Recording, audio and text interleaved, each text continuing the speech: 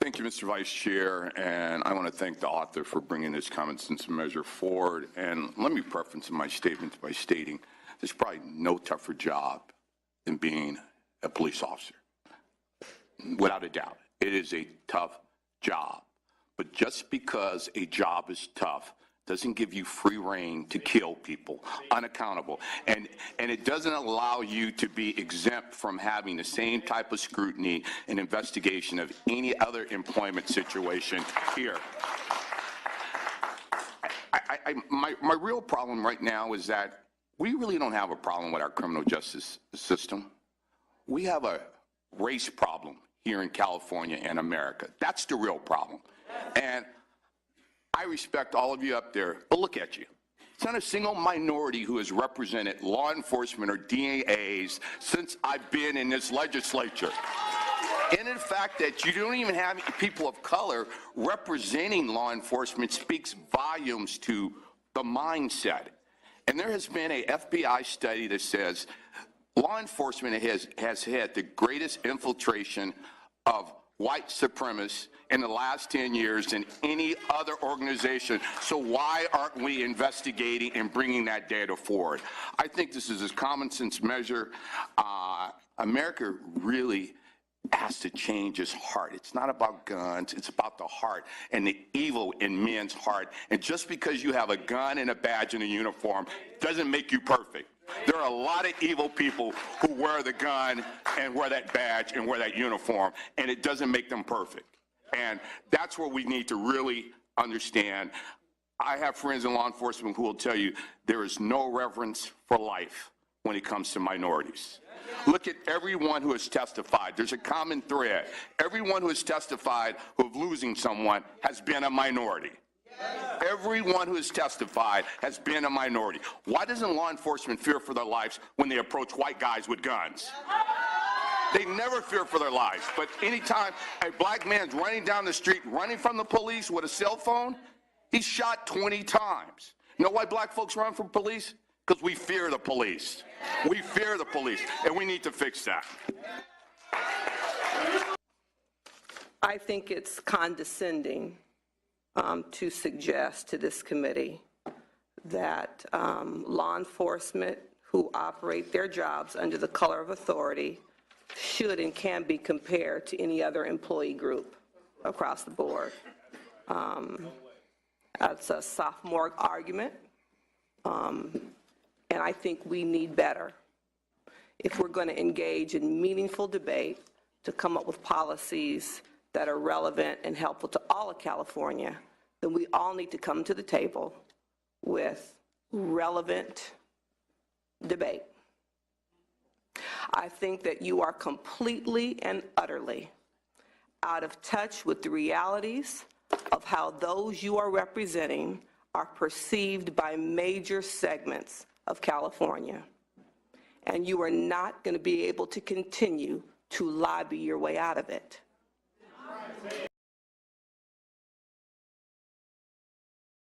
I'm going to go right off script right before I start and just say we are at a state of emergency.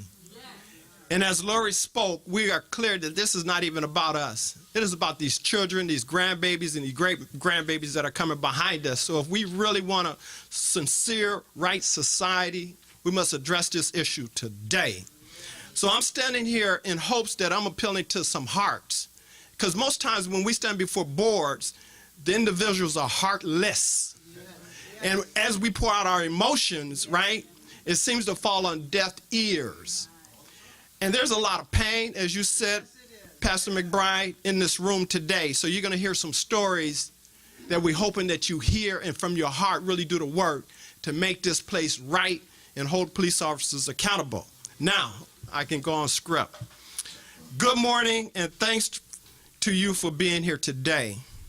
I am the uncle of Oscar Grant, Cephas Johnson, affectionately known to the community as Uncle Bobby, to Oscar, to families, to many families around the world, even across seas, and to the community. Oscar was murdered on January 1st, 2009 by BART police officer Johannes Mesley at the Fruitville BART station in Oakland, California.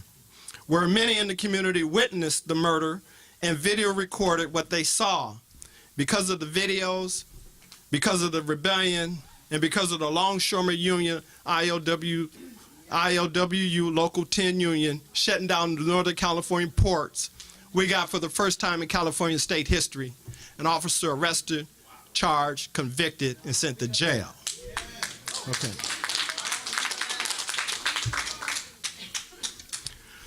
So, we don't count it as a victory, we count it as history. Because we're clear, since Oscar murder, 1,100 people on an average is murdered every year. Every year. So all we can say is that what it did was give a tick mark of a historical moment of something that happened in time. But the issue truly needs to be addressed. So I want to, with great appreciation, thank the families that are here today. I want to especially say thank you to the families traveling from Northern California. This is an important occasion today. Sadly for us families that has seen another unjust murder of another loved one, which always reopened the pain of that loss that we suffered, brings to remembrance of why we are here and how important our fight is for justice.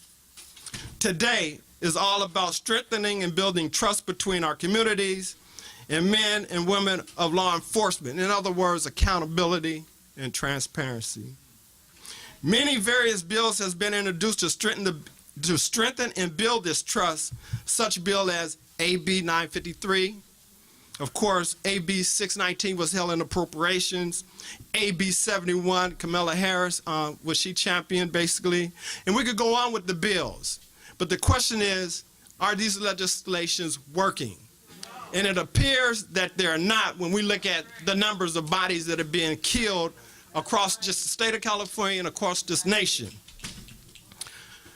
So we are presently here today for AB 953, the Racial Identity Profiling Act of 2015, which aims to curb the harmful and unjust practice of racial and identity profiling and increase transparency and accountability with law enforcement agencies. It is my position that AB 71 use of force incident reporting includes racial identity profiling data that has led to the murder of Stephen Clark, no firearm, Shalene Tindall, no firearm, Oscar Grant, no firearm, and so many others, no firearms. Loved ones murdered because an officer perceived these loved ones had a firearm. That's why we're here. This perception is murdering our children, murdering our babies. We got to address the perception. According to AB 71, data reported to the Department of Justice from January 1st, 2016 to January 1st, 2017, in the reporting of the Open Justice website for the first year in 2016, racial profiling murders is clear in this data. So I'm hoping you're looking at AB 71 and the data it collects and to incorporate this profiling stop and what leads to murder. Okay, now just check this out. There were 782 incidents reported that involved use of force that resulted in serious bodily injury, death of a civilian or an officer, or the discharge of a firearm. Of the 782 incidents, 270 were perceived to be armed with a firearm. Out of that 270 perceived, 257 civilians were shot by police that did not even have a firearm, and 75 civilians were missed. Only 183 were confirmed to have a firearm. So really the total is 322, 332 were perceived, 257 were shot, and only 183 were confirmed to have a firearm. But that's telling me I got a 50-50 chance to survive a police stop. A 50-50 chance. Now we can do the numbers to see what the real percent is, but what we're saying is that the percent is so high that no wonder folks run. You hear what I'm saying? No wonder black men run, because we're scared every time a police officer stops us. Now, if we investigate this data of officer reason for the use of force, we would find that of the 1,209 use of force taken into custody, what percentage would be black? what percentage would be white, Hispanic, Asian, or Native? And of the 257 times officers fired and hit a civilian, what would the data tell us about the racial makeup of those individuals that pulled that gun or fired that shot? Sir, can you wrap it up? Closing. Thank you. I'm closing. Our house. Thank you. And it brought me to my question that actually ends this, so thank you. Thank you. Will the board review the data in AB 71 that is connected directly to racial profiling and why we're here? We're talking about murders. The stops are important, but behind those stops, an individual has a 50-50 chance of surviving that stop. That is way too high. So we are appealing to your hearts. We have always said that appealing to your hearts on these boards is useless, but I'm in hope, I'm optimistic that you truly will hear what we're saying and sharing our pain and how critical this data is so that we can make sure that our babies have a right to life. Thank you. Thank you. Just as our next speaker comes up, we just want to encourage everyone, please, as much as you can, if we can stick to 3 minutes. There's a really long line. I don't even think I can see the end of it. Where's the end of the line? No, the end of the line. Oh, okay. Okay. So, all right. So if everyone can please, 2 to 3 minutes, 2 to 3 minutes so that we can get everyone's comment in. We've got a break coming up shortly. So, is it? So, all right. So 2 to 3 minutes. Thank you. First of all, thank you. My name is Teresa Smith. I'm the mother of Cesar Cruz. And this is important to me because my son was killed by 5 Anaheim police officers. He was shot in the back 15 times while he was still strapped in his seatbelt, and all because of a traffic stop. So this is very, very important to me, and I'm hoping that on this report that they're going to put that in their report when they do a stop, that they have taken someone's life, because I don't see anything about that up there. And that's important because there's been many, many who have been killed due to a traffic stop, a light. The story for my son is that he got off his car, which he couldn't have done because his door was broken, so he had to go out the window or go out the passenger side. But they said he got out of his car, reached in his waistband, which is one of their stories that they always say, with his right hand.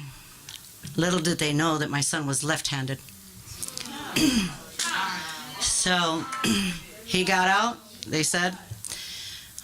They feared for their life because he reached in his waistband. They shot him 15 times.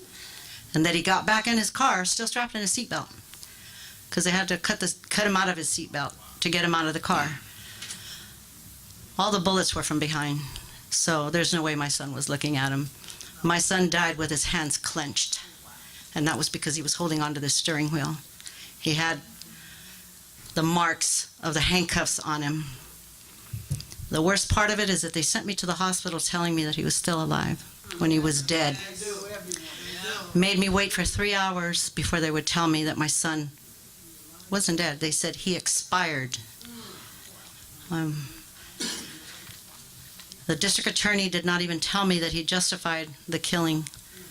I had to find out from a journalist. So when we talk about trauma, my son left behind 5 boys that are now growing up without their father. So Lori's right. There is no trauma. The victim witness refused us any kind of help because it was my son's fault he got killed. So there's a lot of issues, but I'm hoping that, you know, with this bill and with others to come, hopefully, that you'll finally, people will realize that there's a lot more to what happens than just the killing. It's the trauma that we face for mothers, for wives, for children, for cousins, for uncles, for aunts, for the community. You know, everything becomes a hot topic. You know, like right now it's a Stephen Clark. You know, I don't know who it's going to be next month. There's a flavor of the month every month. You know? That's what we become, a flavor of the month. You know, we become statistics. I'm sorry, but my son was a human being. You need to realize the lives that were taken were human beings. They're not statistics. So I just hope that, I mean, this is just a part of what we really want. And justice, for me, personally, will never happen because you're not going to give me my son's life back. What you're going to give me is accountability and transparency. So thank you. Thank you.